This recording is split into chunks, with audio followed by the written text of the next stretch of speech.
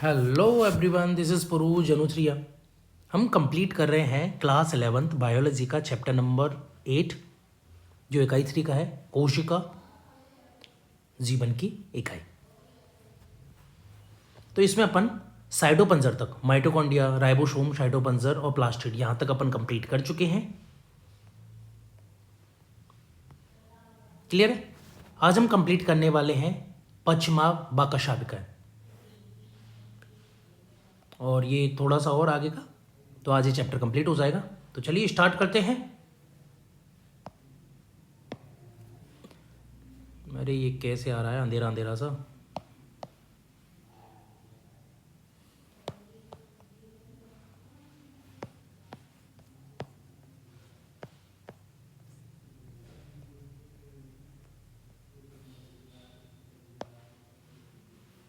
हाँ, अभी क्लियर है।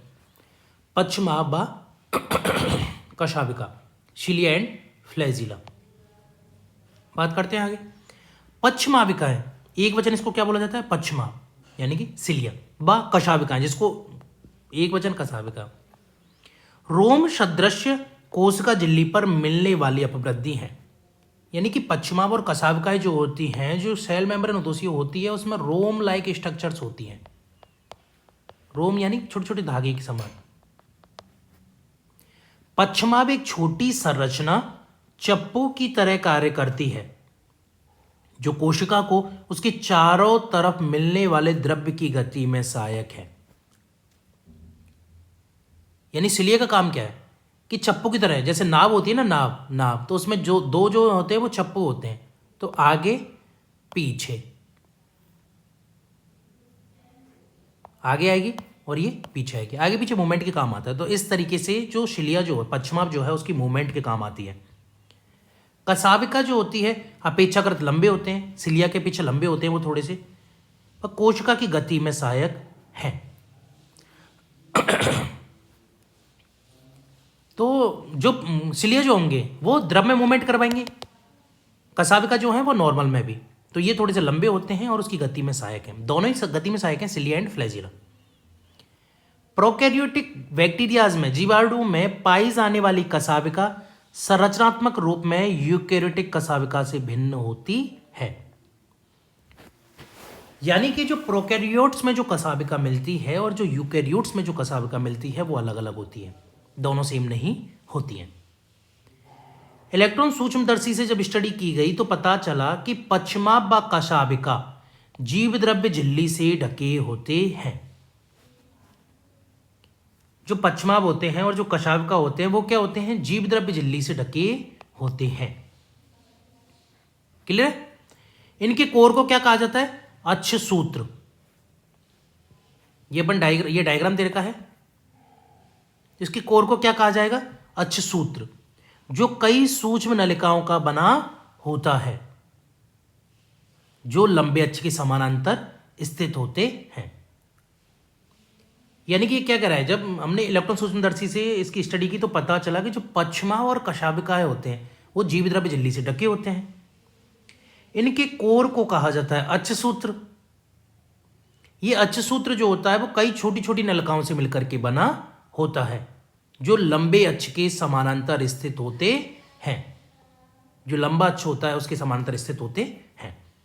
अक्ष सूत्र के केंद्र में एक जोड़ा सूक्ष्म नलिका मिलती है। जो अक्ष सूत्र होता है उसके केंद्र में क्या होता है? एक जोड़ी सूक्ष्म नलिका मिलती है और 9 द्विकअरीय परिधि की ओर व्यवस्थित सूक्ष्म नलिकाएं होती हैं। एक तो क्या मिलेगा? एक जोड़ी सूक्ष्म नलिका मिलेगी, और दूसरा क्या मिलेगा? 9 द्विकअरीय परिधि की ओर व्यवस्थित सूक्ष्म नलिकाएं। 9 द्विकअरीय परिधि की ओर सूक्ष्म नलिकाएं होती हैं। अगर अक्ष सूत्र की बात की जाए तो अक्ष सूत्र की सूक्ष्म नलिकाओं की इस व्यवस्था को क्या कहा जाता है? 9+2। तो 9 क्या है इसमें? 9 द्विकअरीय परिधि वाले सूक्ष्म नलिका, और 2 क्या है? एक जोड़ी सूक्ष्म नलिका। केंद्रीय नलिका सेतु द्वारा जुड़े हुए एवं केंद्रीय आवरण द्वारा ढके होते हैं। तो केंद्रीय नलिका क्या होती है? सेतु द्वारा जुड़ी हुई होती है और केंद्रीय आवरण द्वारा ढकी हुई होती है। जो पर्दीय द्विक के प्रत्येक नलिका को अरीय दंड द्वारा जोड़ते हैं। जो पर्दीय जो होते हैं ना, वो उसको क्या करते हैं, अरीय दंड, ये अरीय दंड के द्वारा जोड़ते हैं। इस प्रकार 9 अरीय तान छड़ बनती हैं। पर्दीय द्विक सेतु द्वारा आपस में जुड़े होते हैं। पर्दीय जो होते हैं वो द्विक सेतु द्वारा आपस में जुड़े होते हैं। दोनों पश्चिमा व कशाविका तारक केंद्र सदृश संरचना से बाहर निकलते हैं, जिसे आधारिकाएं कहते हैं। दोनों ही, चाहे वो पश्चिमा हो चाहे कशाविका हो, तारक केंद्र के समान एक संरचना होती है, उससे बाहर निकलते हैं, उसे क्या कहते हैं, आधारिकाएं कहते हैं। तो ये डायग्राम देख लेते हैं। पश्चिमा या कशाविका का अनुभाग जो विभिन्न भागों इलेक्ट्रॉन सूक्ष्म लेखी एंड दूसरा आंतरिक संरचना का चित्रात्मक प्रदर्शन है। तो ये इलेक्ट्रॉन सूक्ष्मदर्शी है और ये क्या है, आंतरिक संरचना का चित्रात्मक प्रदर्शन किया गया है। तो ये जो होती है वो केंद्रीय सूक्ष्म नलिका होती है। ये क्या है, केंद्रीय सूक्ष्म नलिका। ये क्या होता है, केंद्रीय आच्छाद होता है। ये अंतराद्विक सेतु होता है। कौन सा हो गया, अंतराद्विक सेतु। पर्दीय सूक्ष्म नलिकाएं हो गई है। जीवद्रव्य झिल्ली ये हो ही गई, और ये अरीय डंडा हो गया। क्लियर है। चलिए, आपका जो है इसका पश्चिमा या कशाविका के जो भी पार्ट्स है वो क्लियर होते हैं। ठीक है, हमने विद डायग्राम इसको समझ लिया। आगे बात करते हैं तारक काय व तारक केंद्र, सेंट्रोसोम व सेंट्रियोल। तारक काय क्या है, तो तारक काय जो है वो वह अंगक है जो 2 बेलनाकार संरचना से मिलकर के बना होता है, जिसे क्या कहते हैं, तारक केंद्र कहते हैं। तारक क्या है, 2 बेलनाकार संरचनाओं से मिलकर के बना है, जिसे कि तारक केंद्र कहते हैं। यह एक क्रिस्टलीय परिकेंद्रीय द्रव्य से घिरा होता है। ये किससे घिरा होता है, एक क्रिस्टलीय और परिकेंद्रीय द्रव्य, ये पेरिफेरल फ्लूइड से भरा होता है, पेरिसेंट्रल द्रव्य से। दोनों तारक केंद्र तारक काय में एक दूसरे के लंबवत स्थित होते हैं। यानी कि दोनों जो तारक केंद्र हैं वो तारक काय से कैसे एक दूसरे के लंबवत स्थित होते हैं, एक दूसरे के लंबवत, जिसमें प्रत्येक की संरचना कैसी होती है, बैलगाड़ी के पहिए जैसी होती है। तारक केंद्र क्या होते हैं कि संख्या में 9 समान दूरी पर स्थित पर्दीय ट्यूब्यूलिन सूत्रों से बने होते हैं। तो तारक केंद्र क्या है कि तारक केंद्र जो है वो 9 समान दूरी पर पर्दीय ट्यूब्यूलिन से बने होते हैं। प्रत्येक पर्दीय सूत्रक एक त्रिक बनाते हैं, त्रिक होते हैं। जो पर्दीय सूत्रक होते हैं प्रत्येक, ये जितने भी हैं वो क्या करते हैं, एक त्रिक होते हैं। पास के त्रिक जो होते हैं वो आपस में जुड़े होते हैं। जितने भी पास में जो त्रिक रहेंगे वो एक दूसरे से कनेक्टेड रहेंगे। तारक केंद्र का अग्र भीतरी भाग प्रोटीन का बना होता है, जिसे क्या कहते हैं, धुरी। तो तारक केंद्र के आगे का जो भीतर का भाग है वो किससे बना है, प्रोटीन से। उसको क्या कहेंगे, धुरी कहेंगे। यह पर्दीय त्रिक के नलिका से प्रोटीन से बने अरीय दंड से जुड़े होते हैं। तो ये क्या होते हैं, पर्दीय त्रिक की जो नलिका होती है उससे क्या कहते हैं, प्रोटीन से बने अरीय दंड से। तो पर्दीय त्रिक की जो नलिका होती है वो अरीय दंड से जुड़ी होती है। अरीय दंड किसके बने होते हैं, प्रोटीन के बने होते हैं। तारक केंद्र पश्चिमा व कशाविका का आधारिकाय बनाता है। तारक केंद्र क्या बना रहा है, पश्चिमा व कशाविका का आधारिकाय बनाता है।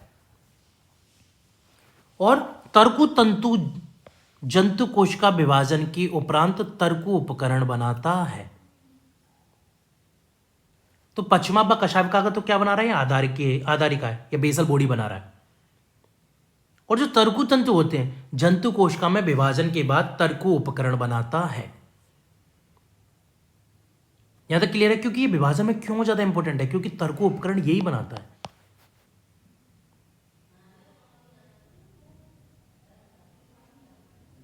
धागे की स्ट्रक्चर जो होती है, क्लियर है? न्यूक्लियस। अगला टॉपिक क्या है? न्यूक्लियस, केंद्रक। तो चलिए इसके बारे में देखते हैं। कोशिकीय अंगक केंद्रक की खोज किसने की थी? रॉबर्ट ब्राउन ने। कब की थी? 1831 से पूर्व। तो केंद्रक की खोज किसने की? रॉबर्ट ब्राउन ने। कब? 1831 की समथिंग।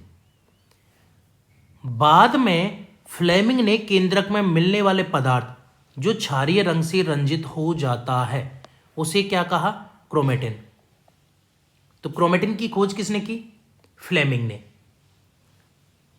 इसका नाम क्रोमेटिन क्यों रखा? क्योंकि वो क्षारीय माध्यम में या क्षारीय रंग से क्या हो रहा है? रंजित हो जा रहा है। अंतरकाल अवस्था केंद्रक, कोशिका केंद्रक जिसका विभाजन नहीं हो रहा हो। अंतरकाल मतलब इंटरफेज की जो स्टेज होती है। तो इंटरफेज अवस्था में केंद्रक अत्यधिक फैली हुई व विस्तृत केंद्रकीय प्रोटीन तंतु की बनी होती है। अगर इंटरफेज की बात की जाए तो उस टाइम क्या होता है? केंद्रक अत्यधिक फैला हुआ होता है और विस्तृत केंद्रकीय प्रोटीन तंतु की बनी होती है, जिसे क्या कहा जाता है? क्रोमेटिन कहा जाता है। सबसे बड़ा मिलता है इस टाइम पर। केंद्र की आधात्री में एक या अधिक गोलाकार संरचनाएं मिलती हैं, जिसे क्या कहा जाता है? केंद्रिका कहा जाता है। तो केंद्रक का जो मैट्रिक्स होता है उसमें एक या अधिक गोलाकार संरचनाएं मिल रही हैं, उसको क्या कहा जाएगा? केंद्रिका। केंद्रिक कहा जाता है। इलेक्ट्रॉन सूक्ष्मदर्शी के अध्ययन से स्पष्ट होता है कि केंद्रक आवरण में दो समानांतर झिल्लियों से बना होता है। इलेक्ट्रॉन सूक्ष्मदर्शी से जब खोज की गई तो पता चला कि दो समानांतर झिल्लियों से मिलकर के जो है वो केंद्रक बना है। यानी केंद्रक के ऊपर जो है दो समांतर झिल्ली हैं, पूरा ही केंद्रक होता है। मतलब इनके बीच में कितना स्पेस होता है? 10 से 50 नैनोमीटर का रिक्त स्थान पाया जाता है, जिसे परकेंद्रिकीय अवकाश कहा जाता है। परकेंद्रिकीय अवकाश क्या है? जैसे कि फॉर एग्जांपल ये न्यूक्लियस है तो उसके ऊपर एक और लेयर पाई जा रही है, इस लेयर के बीच में जो फ्लूइड भरा रहता है उसे परकेंद्रिकीय अवकाश या जो जगह होती है उसको परकेंद्रीय अवकाश कहा जाता है।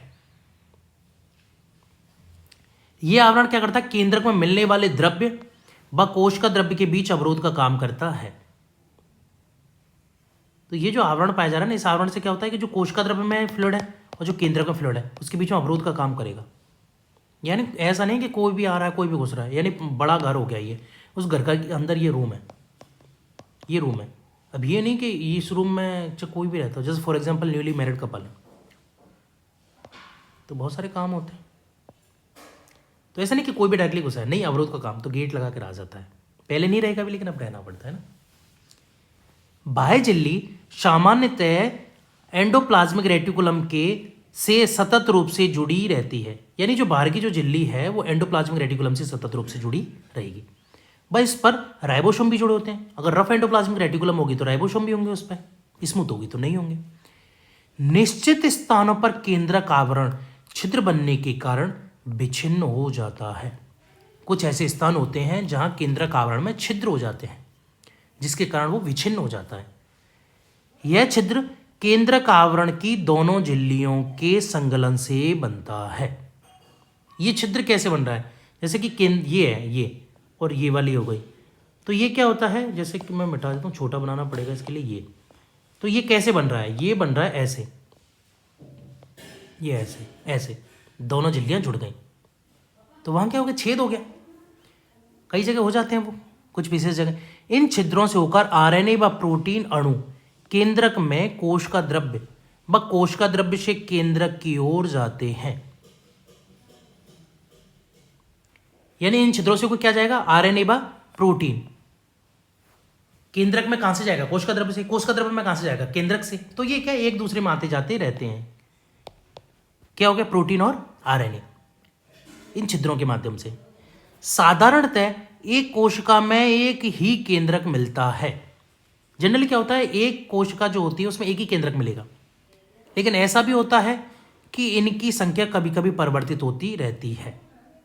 जैसे हमने बात की थी ना, एक या अधिक गोलाकार संरचना है, तो कभी कभी इनकी संख्या भी बदलती रहती है। क्या आप कुछ जीवों का नाम बता सकते हैं जिनकी कोशिका में एक से अधिक केंद्रक मिलते हो? तो आप इसका पता करिए और कमेंट सेक्शन में हमको बताइए, मुझे नहीं आते, है ना। कम से कम इसी बारे कमेंट तो करोगे आप लोग। कुछ परिपक्व कोशिकाएं केंद्रक रहित होती हैं। कुछ मैच्योर्ड सेल्स ऐसी होती हैं जिनमें केंद्रक मिलता ही नहीं है। जैसे स्तनधारी की जो रक्ताणु आरबीसी होती है, पर सम्मैनी पौधा में क्या होता है, चालनी नल का सीव ट्यूब जो होती है उसमें क्या होता है, केंद्रक ही नहीं होता है। किसमें केंद्रक नहीं होता? आरबीसी हो गया और शीव ट्यूब, इनमें केंद्रक ही नहीं मिलता। मैच्योर्ड जो होती है उनमें। क्या तुम जानते हो कि ये कोशिकाएं जीवित होती हैं?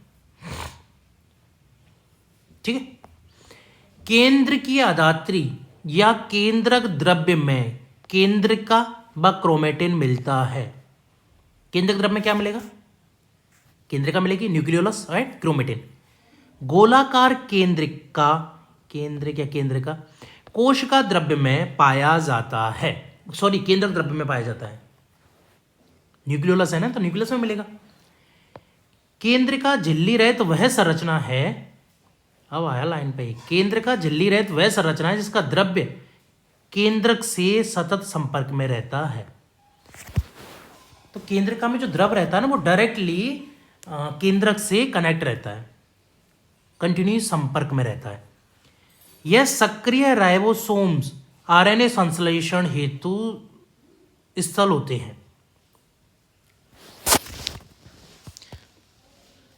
ये सक्रिय राइबोसोम जो होते हैं वो आरएनए संश्लेषण हेतु स्थल होते हैं, यानी जो राइबोसोम्स वगैरह जो पाए जाएंगे वो आरएनए संश्लेषण का कार्य करेंगे।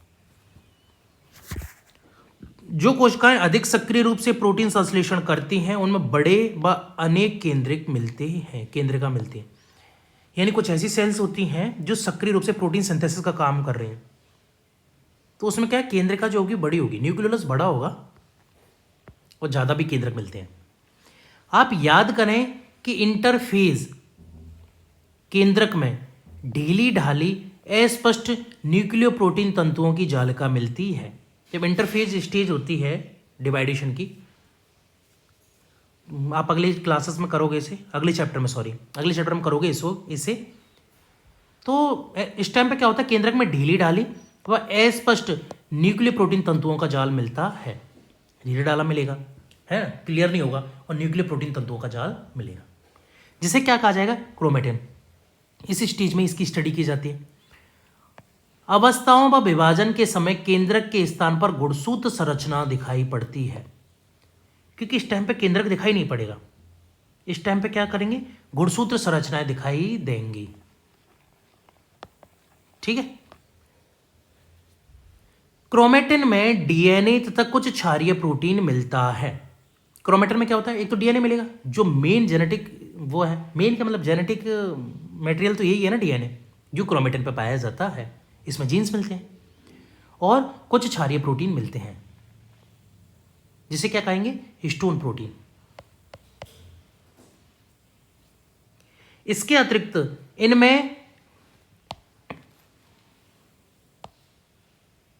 इनमें क्या होता है, हिस्टोन व आरएनए भी मिलता है। मनुष्य की एक कोशिका में लगभग 2 मीटर लंबा डीएनए, यानी कितना, 2 मीटर लंबा लेंथ में, 2 मीटर लेंथ में डीएनए, और गुणसूत्र कितने, 46 क्रोमोसोम पाए जाते हैं, जो कि कितने होते हैं, 23 के जोड़े में बिखरे पड़े होते हैं। अरे ये है ना। आप गुणसूत्र में डीएनए का संविष्टन, पैकेजिंग क्लास 12th में विस्तृत रूप से अध्ययन करेंगे। ठीक है, डीएनए की जो पैकेजिंग है वो क्लास 12th में दिखाया गया है, किस तरीके से हिस्टोन प्रोटीन जो है उस पर बाइंड होती है, 2 मीटर का डीएनए पाया जा रहा है, बहुत बड़ी क्रोमोसोम्स जो होती है, क्रोमेटिन की जो वो होती है लाइन, वो एकदम छोटे से में, बहुत छोटे में जो है वो बाइंड हो जाती है। गुणसूत्र सिर्फ विभाजक कोशिकाओं में दिखाई देते हैं। हाँ, क्योंकि इसी टाइम इसकी स्टडी की जाती है। गुणसूत्र की स्टडी कब की जा सकती है? विभाजक जो सेल्स होती हैं, विभाजन नहीं होगा तो उस टाइम पे गुणसूत्र हमें दिखाई नहीं देंगे। प्रत्येक गुणसूत्र में एक प्राथमिक संकीर्ण मिलता है, जिसे क्या बोलते हैं? गुणसूत्र बिंदु या सेंट्रोमियर कहते हैं। क्या होता है कि प्रत्येक गुणसूत्र में क्या होता है? प्राथमिक संकीर्ण होगा, है ना? प्राथमिक संकीर्ण, द्वितीय संकीर्ण। तो प्राथमिक संकीर्ण जो होता है उसको क्या बोला जाता है? गुणसूत्र बिंदु। ये द्वितीय संकीर्ण होता है जिसमें क्या ऊपर सैटेलाइट पाया जाता है। इस पर बिंब आकार की संरचना मिलती है, जिसे क्या कहा जाता है? काइनेटोकोर। बिंब के आकार की संरचना भी मिलेगी इस पे, इसको क्या कहेंगे? काइनेटोकोर कहा जाता है। अरे यार अब लास्ट चल रहा है, ये क्यों नाटक कर रहा है भाई? इस वजह से मुझे वीडियो बीच में बंद करनी पड़ती है। अब भी नहीं कर सकते, बहुत छोटा रह गया भाई, बहुत थोड़ा सा रह गया। सब मिट गया, कोई दिक्कत नहीं है, ठीक है। तो गुणसूत्र बिंदु जो होता है उस पर एक बिंबाकार की संरचना मिलेगी, उस बिंबाकार की संरचना को काइनेटोकोर कहा जाता है। तारक काय गुणसूत्र के दोनों अद्रय गुणसूत्रों के एक बिंदु पर पकड़कर रखना है, पकड़कर रखता है।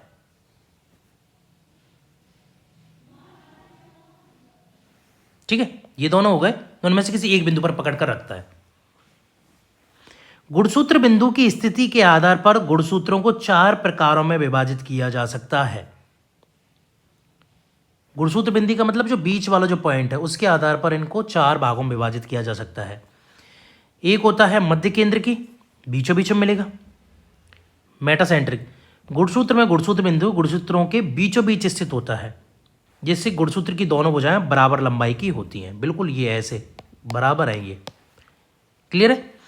उपमध्य केंद्री सब मेटासेंट्रिक गुणसूत्र में गुणसूत्र बिंदु गुणसूत्र के मध्य से हटकर होता है, जिसके परिणाम स्वरूप क्या होता है? एक भुजा इसकी छोटी होती है और एक भुजा इसकी बड़ी होती है। ओके। अग्रबिंदु या एक्रोसेंट्रिक गुणसूत्र में गुणसूत्र बिंदु इसके बिल्कुल किनारे पर मिलता है। किनारे का मतलब बहुत ज़्यादा छोटी है, बहुत ज़्यादा बड़ी ये, तो ये एक्रोसेंट्रिक हो गया। तो इसमें एक भुजा अत्यंत छोटी और एक भुजा बहुत बड़ी होती है। एंड लास्ट होता है अंत केंद्री फीवोसेंट्रिक गुणसूत्र में गुणसूत्र बिंदु गुणसूत्र के शीर्ष पर स्थित होता है, इसे क्या बोला जाएगा? फीवोसेंट्रिक। तो 4 प्रकार के कौन कौन से हो गए? एक तो मेटासेंट्रिक हो गया, दूसरा कौन सा हो गया? सब मेटा, तीसरा कौन सा हो गया? एक्रो, चौथा कौन सा हो गया? फीवो। ये अलग अलग प्रकार के हो गए। तो 4 प्रकार के गुणसूत्र उनके गुणसूत्र बिंदु की स्थिति के आधार पर मिलते हैं। अगला है माइक्रोबॉडी, बहुत छोटा एक लाइन का ये। बहुत सारी झिल्ली आवृत सूक्ष्म थैलियां जिसमें विभिन्न प्रकार के एंजाइम मिलते हैं, ये पौधों व जंतु कोशिका में पाई जाती हैं। ऐसी क्या बहुत छोटी छोटी थैलियां होती हैं झिल्ली युक्त, इसमें बहुत सारे एंजाइम्स मिलते हैं, इनको क्या बोला जाता है? माइक्रोबॉडीज बोला जाता है। तो चलिए फिलहाल के लिए इतना ही। आपका चैप्टर क्लास 11 का चैप्टर 8 कंप्लीट होता है। अगले वीडियो में हम फिर चर्चा करेंगे, आएंगे हम एक नया चैप्टर लेकर, सेल डिवीजन।